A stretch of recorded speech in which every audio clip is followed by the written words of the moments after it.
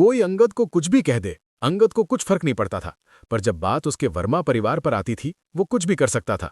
जब उसने अपनी मिस के खिलाफ बात सुनी तो उसे उस सिपाही पर बहुत ज्यादा गुस्सा आया। वो सिपाही को मारने वाला था। तभी सार्थक ने अंगद को पकड़ लिया। अंगद को पकड़ने के बाद सार्थक अंगद को कुमार परिवार के घर लेकर जाने लगता है। सार्थक ने आगे चलते हुए अपने आप से कहा, इन नौकरों का बर्ताव देखकर मैं बता सकता हूं यहाँ के मालिक कैसे होंगे। ये घर मिस तानिया के लिए ठीक नहीं है।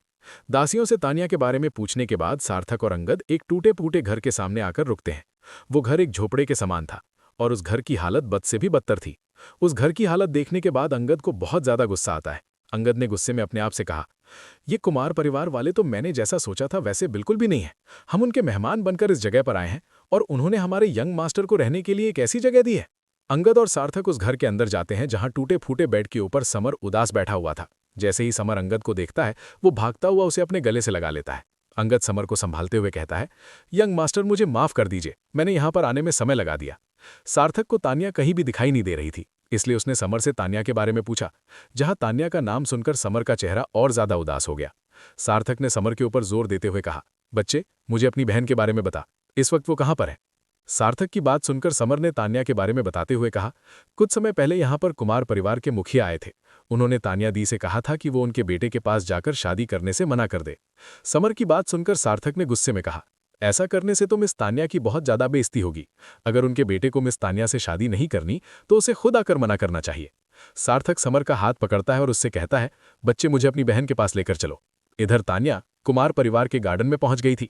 कुमार परिवार के गार्डन में मुखिया का बेटा यानी यंग मास्टर एक लड़की के साथ खेल रहा था। उस लड़के की उम्र लगभग तान्या के आसपास थी और वो लड़का जिस लड़की के साथ खेल रहा था उसकी उम्र 20 साल के आसपास थी। तान्या ने उस लड़के के पास जाने के बाद कहा, विवेक मुझे तुम्हारे साथ कुछ बात करनी है। जैसे ही विवेक तान्या को देखता है उसका मुंह उतर जाता है। विवेक ने तान्या से कहा, मैंने सब कुछ पहले ही क्लियर कर दिया, मुझे तुम्हारे साथ शादी नहीं करनी। क्या तुमको ये बात समझ में नहीं आ रही। इतना कहने के बाद विवेक ने अपने पास खड़ी लड़की की तरफ इशारा करते हुए कहा, मैं नंदिनी के साथ प्यार करता हूं और इसके साथ ही शादी करूंगा। विवेक की बात सुनकर नंदिनी ने भी हाँ में हाँ मिलाते हुए कहा, इसने बिल्कुल सही कहा, ये मुझसे प्यार करता है और ये किसी और से शादी नहीं करने वाला।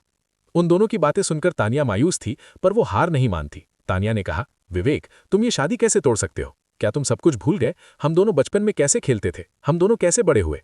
इससे पहले तानिया आगे कुछ कह पाती तभी विवेक ने तानिया को रोकते हुए कहा, तुम्हारा वर्मा परिवार बिल्कुल बर्बाद हो चुका है और तुम मुझसे शादी इसलिए करना चाहती हो जिससे मैं तुम्हारी मदद करूं, पर मैं तुम्हें बता दूं, मैं तुम्हारी बिल्कुल भी मदद नहीं करने वाला हूं। तानिया अभी भी हार मानने को तैयार नहीं थी। तानिया ने उम्मीद की राह में विवेक से दोबारा कहा, क्या तुम सब कुछ भूल गए, हमारी शादी बचपन में ही तय हो चुकी थी। विवेक मैं तुमसे भीख मांगती हूं, तुम ही मेरी मदद कर सकते हो। तानिया और भी बोलना चाहती थी, पर तभी तानिया के पास नंदिनी आती है और वो उसके पास आते ही उसके गाल पर थप्पड़ जड़ देती है। नंदिनी ने कहा, कामिनी क्या तुझे मेरी बात समझ में नहीं आई, वो तुझसे शादी नहीं करने वाला, मैं तुम्हें एक बार और कह रही हूं, यहां से चली जाओ। इतना कहने के बाद नंदिनी विवेक की तरफ देखते हुए कहती है, और हां मैं तुम्हें भी समझा रही हूं, आज के बाद तुम मुझे कभी इसके साथ मत दिखना। नंदिनी की बात सुनकर विवेक भी डर जाता है। विवेक ने नंदिनी को दिलासा देते हुए कहा, अरे मेरी जान, मैं तुमसे प्यार करता हूं, तुम्हारे अलावा सभी लड़कियां मेरी नजरों में कचरे के समान है। अब तानिया की सारी आस टूट गई थी। उसे समझ में नहीं आ रहा था कि अब उसे क्या करना चाहिए। ना ही उसके पास कोई घर था और ना ही कोई ठिकाना। तानिया की गोरी त्वचा एक तरफ से लाल हो गई थी और वो कुछ चाहकर भी नहीं कर सकती थी। जिसके पास वो उम्मीद लेकर आई थी वो भी उसकी मदद करने के लिए तैयार नहीं था। इस वक्त तानिया पूरी तरह टूट गई थी। तानिया अपने आंसू रोकने की पूरी कोशिश कर रही थी, पर वो अपने आंसू बहने से नहीं रोक पाई। तानिया ने रोते हुए अपने आप से कहा, अब मैं क्या करूं, हाँ मुझे ये करना ही होगा। मैं अपने घुटनों के बल आने के लिए तैयार हूं, क्या पता ये मेरी मदद करने के लिए तैयार हो जाए। इतना सोचने के बाद तानिया अपने घुटनों के बल बैठने ही वाली थी, पर तभी वहां पर सार्थक आ जाता है और वो तानिया को खड़ा करते हुए तेजी से उन दोनों के गाल पर थप्पड़ जड़ देता है। सार्थक से थप्पड़ खाने के बाद विवेक और नंदिनी अपने गाल पर हाथ रखकर खड़े हो गए थे। विवेक रुद्र को देखकर थोड़ा डर रहा था। विवेक ने डरते हुए अपने आप से कहा, इसकी स्पीड बहुत ज्यादा थी, मुझे तो पता भी नहीं चला ये यहाँ पर कब आ गया। और मैं कुमार परिवार का यंग मास्टर हूं, इसने मेरे ऊपर हाथ उठाने से पहले एक बार भी नहीं सोचा, क्या इसे अपनी जान प्यारी नहीं है। इधर सार्थक को समझ में नहीं आ रहा था कि वो ये सब क्यों कर रहा है। सार्थक ने अपने आप से कहा, मैं इसके लिए ये सब क्यों कर रहा हूं। हालांकि मैंने अपनी पिछली जिंदगी में बहुत लोगों को मारा है, पर आज से पहले मुझे कभी ऐसा महसूस नहीं हुआ। ये सब जरूर इस दिल के शराफ की वजह से हो रहा होगा, जो उस पिछले वाले सार्थक के पक्के इरादे की वजह से क्रिएट हुआ है। सार्थक ने एक पल के लिए उन दोनों के एक्सप्रेशन को देखा और फिर आगे कहा, लगता है मुझे कुछ दिन और वर्मा परिवार के साथ रहना होगा। यहाँ पर तो मिस तानिया की शादी होने से रही, इतना सोचने के बाद सार्थक तान्या के पास जाता है और उसके आंसू पोंछने के बाद कहता है, चलो यहां से चलते हैं। सार्थक की बात सुनकर पूरा वर्मा परिवार वहां से जाने लगता है। पर तभी पीछे से नंदिनी ने चिल्लाते हुए कहा, तुम सभी को क्या लगता है मेरे थप्पड़ मारने के बाद तुम लोग आसानी से चले जाओगे? जिस पर तान्या ने पीछे मुड़ते हुए कहा, तो फिर तुम क्या चाहती हो? तुमने कहा था हम कुमार परिवार छोड़कर यहां से चले जाएं, हम वही तो कर रहे हैं। हाँ, कुमार परिवार तो तुझे छोड़कर जाना होगा, पर इससे पहले तुझे अपने घुटनों के बल बैठकर मुझसे माफी मांगनी होगी। इतना कहने के बाद नंदिनी ने सार्थक की तरफ इशारा करते हुए आगे कहा, और स्पेशली इस लड़के को, इसको 3 बार मुझसे झुककर माफी मांगनी होगी। सार्थक से थप्पड़ खाने के बाद भी नंदिनी और विवेक में बिल्कुल भी बदलाव नहीं आया था, बल्कि अब तो वे लोग वर्मा परिवार की पूरी इज्जत उतारने के बारे में सोच रहे थे। अंगद को भी नंदिनी की बात सुनकर बहुत ज्यादा गुस्सा आ रहा था। अंगद बोला, मुझे नहीं पता था कुमार परिवार का यंग मास्टर ऐसा है। अगर मुझे पता होता तो मैं कभी भी अपनी मिस को यहां पर नहीं लेकर आता। अंगद की बात सुनकर नंदिनी ने तान्या को देखा और फिर कहा, तू ये मत भूल तेरा भाई भी यहीं पर है, जल्दी करो और अपने घुटनों के बल बैठकर मुझसे माफी मांगो, वरना कुछ भी हो सकता है। नंदिनी की बात सुनकर तान्या डर जाती है और वो अपने भाई को गले से लगा लेती है। पूरे वर्मा परिवार में एक ही मर्द बचा था, अगर समर भी मर गया तो उनका पूरा वर्मा परिवार खत्म हो जाएगा। तान्या के चेहरे पर समर को लेकर डर अलग ही देखा जा सकता था। तान्या ने डरते हुए कहा, मैं अपने भाई के लिए कुछ भी करने के लिए तैयार हूं, पर तुम हम सभी को यहां से जाने दो। इधर उन दोनों की बात सुनकर सार्थक का गुस्सा हर पल बढ़ता जा रहा था और समर को मारने की बात करके उन दोनों ने सार्थक को और ज्यादा गुस्सा दिला दिया। सार्थक तेजी से विवेक और नंदिनी के पास जाता है और उन दोनों को गले से पकड़ते हुए जमीन पर गिरा देता है। सार्थक की इस हरकत से तान्या और अंगद बहुत ज्यादा हैरान हो गए थे, क्योंकि सार्थक किसी ऐरे गहरे को नहीं बल्कि कुमार परिवार के यंग मास्टर को मार रहा था, जो आगे चलकर पूरे कुमार परिवार का मुखिया बनेगा। सार्थक ने उन दोनों को गुस्से से देखते हुए कहा, लो अब बताओ कौन अपने घुटनों पर है और कौन खड़ा है। अभी भी नंदिनी अपनी हरकतों से बाज नहीं आई थी। नंदिनी ने गुस्से में चिल्लाते हुए सभी लोगों से कहा, अब तो तुम लोग अगर मेरे पैर के तालवे भी चाटने के लिए तैयार हो जाओ, मैं फिर भी तुम्हें यहां से जाने नहीं दूंगी।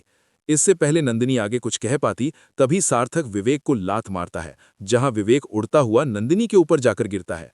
अभी सार्थक ने इन दोनों को लात ही मारी थी, तभी पीछे से कुमार परिवार के मुखिया ने बगीचे के अंदर आते हुए कहा, किसकी इतनी हिम्मत हो गई जो कुमार परिवार से पंगा ले रहा है। जैसे ही तान्या और अंगद कुमार परिवार के मुखिया को देखते हैं, उन दोनों की हालत बुरी हो जाती है। कुमार परिवार के मुखिया के वहां पर आते ही सबसे पहले उसकी नजर अपने बेटे पर जाती है, जिसके मुंह से खून निकल रहा था। अपने बेटे की ऐसी हालत देखकर मुखिया को गुस्सा आ गया और उनके चेहरे पर गुस्सा अलग ही देखा जा सकता था। मुखिया ने चिल्लाते हुए सभी से कहा, इतनी ज्यादा हिम्मत किसमें है जिसने मेरे बेटे को मारा। अपने पिता को देखकर विवेक के अंदर भी हिम्मत आ गई। विवेक ने सार्थक की तरफ इशारा करते हुए अपने पिता से कहा, पिताजी, ये है वो लड़का जिसने मुझे मारा। वो तो आपने आकर बचा लिया, वरना आज मुझे ये मार डालता। विवेक की बात सुनकर सार्थक ने भी कुमार परिवार के मुखिया को देखा, जो कि देखने में 50 साल के आसपास लग रहा था। मुखिया के ज्यादा दाढ़ी मूछ नहीं थी और उसके बाल पीछे से बंधे हुए थे। भले ही मुखिया के चेहरे पर गुस्सा था, पर वो अंदर से बहुत ही ज्यादा शांत लग रहा था। एक पल देखने के बाद सार्थक ने मुखिया से कहा, अच्छा, तू है कुमार परिवार का मुखिया और तेरा अस्तर भी 8 है। सार्थक की बात सुनकर एक पल के लिए कुमार परिवार का मुखिया, जिसका नाम जंगशेर था, वो हैरान हो गया था। जंगशेर ने ऊपर से नीचे सार्थक को देखने के बाद अपने आप से कहा, ये कौन है? इसने तो मुझे सिर्फ एक बार देखने से ही मेरे अस्तर का पता लगा लिया। लड़के, तेरी नजरें तो बहुत ज्यादा तेज है। वैसे तुम्हारा नाम क्या है? जंगशेर ने कहा। जंगशेर की बात सुनकर सार्थक ने अपनी उसी अकड़ में कहा, मेरा नाम सार्थक है और मैं वर्मा परिवार का सलाहकार हूं। सार्थक की बात सुनकर जंगशेर ने अपने आप से कहा, हाँ, मुझे याद आया, वर्मा परिवार बहुत दिनों से किसी सलाहकार को ढूंढ रहे थे, पर मुझे नहीं लगा था उनका सलाहकार इतना ज्यादा जवान होगा, और साथ में ये बहुत ज्यादा रहस्यमयी भी है। मुझे ऐसे ही किसी रहस्यमयी लड़के से पंगा नहीं लेना चाहिए। पर तभी जंगशेर की नजर नंदिनी पर जाती है, जिसे देखते हुए जंगशेर ने कहा, पर मुझे डरने की क्या जरूरत? जब तक मेरे पास ये शक्ति हाउस है, ये मुझे हर मुसीबत से निकालेगी।